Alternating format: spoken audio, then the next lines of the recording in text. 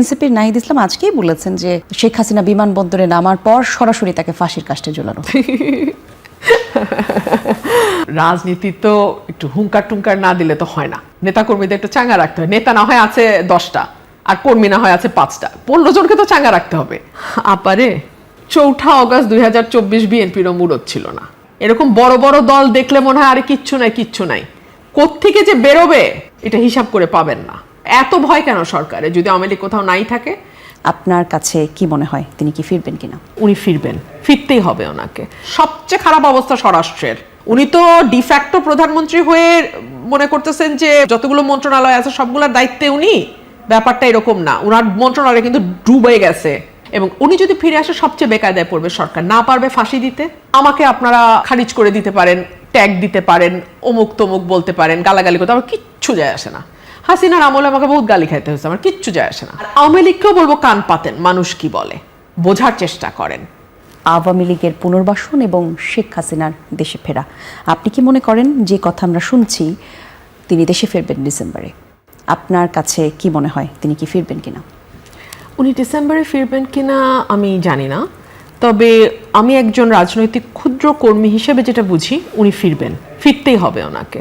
ফিরতে হবে কয়েকটা কারণে। আপনি যদি একেবারে নিরপেক্ষভাবে দূর থেকে দাঁড়িয়ে ওনার অবস্থানটা চিন্তা করেন, ওনার পরিবারের একটা দীর্ঘ ইতিহাস আছে রাজনীতির, এবং একটা দীর্ঘ ত্যাগের মধ্যে দিয়ে তার পরিবারকে যেতে হয়েছে। ইনফ্যাক্ট তিনি তার পুরো পরিবারকে হারিয়েছেন এই রাজনীতির কারণেই।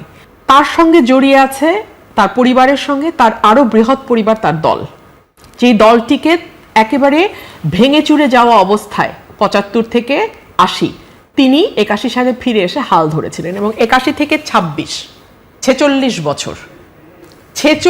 বছর উনি এই দলটার প্রধান হিসেবে মাঠে, রাজনীতির মাঠে, সংসদে, রাষ্ট্র ক্ষমতায় এবং বিরোধী দলে থেকে লড়াই করেছেন। সো এখন যদি উনি না আসেন, ওনার পরিবার তো কেবলমাত্র উনি এবং ওনার 2 সন্তান নন, ওনার পরিবার হচ্ছে আওয়ামী লীগের এই বিশাল পরিবার।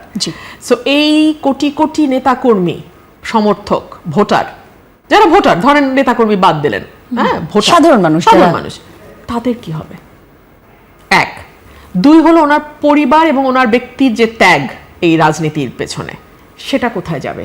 3 হলো ওনার বয়স হচ্ছে, আল্লাহ না করুক ওনার স্বাভাবিক মৃত্যু যে কোনো দিন হতে পারে।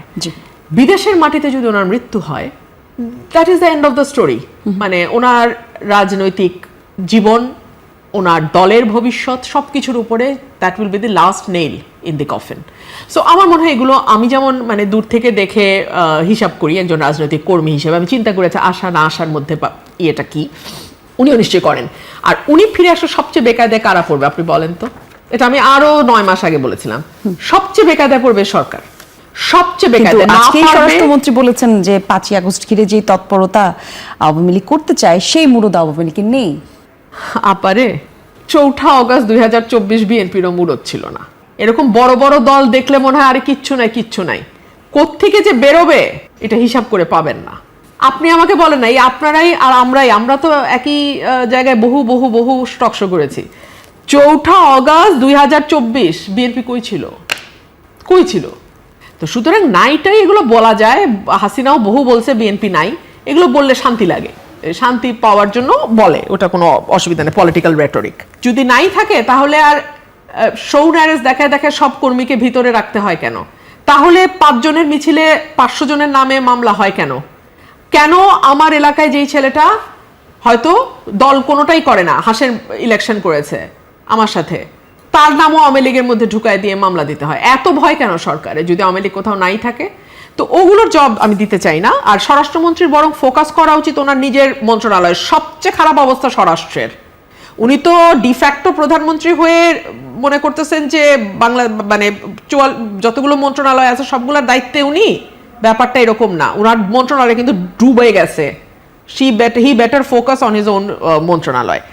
তো যাই হোক, আমি যেটা বলতেছিলাম যে ওনার এই সকল কিছুর হিসাব ওনার কাছেও নিশ্চিত আছে। এবং উনি যদি ফিরে আসে সবচেয়ে বেকায়দায় পড়বে সরকার। না পারবে ফাঁসি দিতে, না পারবে কারাগারে নিয়ে নিরাপদ অবস্থায় দুঃখিত আপা, রাখতে। এই জায়গায় একটু আপনাকে কাটলাম। ফাঁসির কথা বললেন তো, এনসিপির নাহিদ ইসলাম আজকেই বলেছেন যে শেখ হাসিনা বিমানবন্দরে নামার পর সরাসরি তাকে ফাঁসির কাস্টে ঝোলানো। শুনেন, রাজনীতি তো একটু হুঙ্কার টুঙ্কার না দিলে তো হয় না। নেতা কর্মীদের একটু চাঙ্গা রাখতে হয়। নেতা না হয় আছে 10টা, আর কর্মী না হয় আছে 5টা, 15 জনকে তো চাঙ্গা রাখতে হবে। সেটা নিয়ে আমার কোনো বক্তব্য নাই। আমি সাধারণ মানুষের কথা শুনতে চাই, সাধারণ মানুষ কি বলে, কি ভাবে। আপনারাও কান পাতেন, আমি পলিটিক্যাল পার্টি সবগুলোকে বলবো আপনারা কান পাতেন, আপনারা দেখেন সাধারণ মানুষ কি বলে। আমার কথা আপনাদের তিতা লাগবে, আমাকে আপনারা খারিজ করে দিতে পারেন, ট্যাগ দিতে পারেন, অমুক তমুক বলতে পারেন, গালাগালি করতে, আমার কিচ্ছু যায় আসে না। হাসিনার আমলে আমাকে বহুত গালি খাইতে হয়েছে, আমার কিচ্ছু যায় আসে না। কিন্তু মানুষ কি বলে এটা কান পাতেন। কেন পাতেন? আমি এনসিপিকেও বলবো, বিএনপিকেও বলবো, জামাতকেও বলবো, কারণ মানুষকে ঘিরে আপনাদের কাজ। আর আওয়ামী লীগকেও বলবো কান পাতেন, মানুষ কি বলে বোঝার চেষ্টা করেন। আপনারা যে যখন ক্ষমতায় থাকে সে কিন্তু মানুষের পালসটা বুঝতে পারে না বলেই 5ই অগস্টের মতো ঘটনা ঘটে।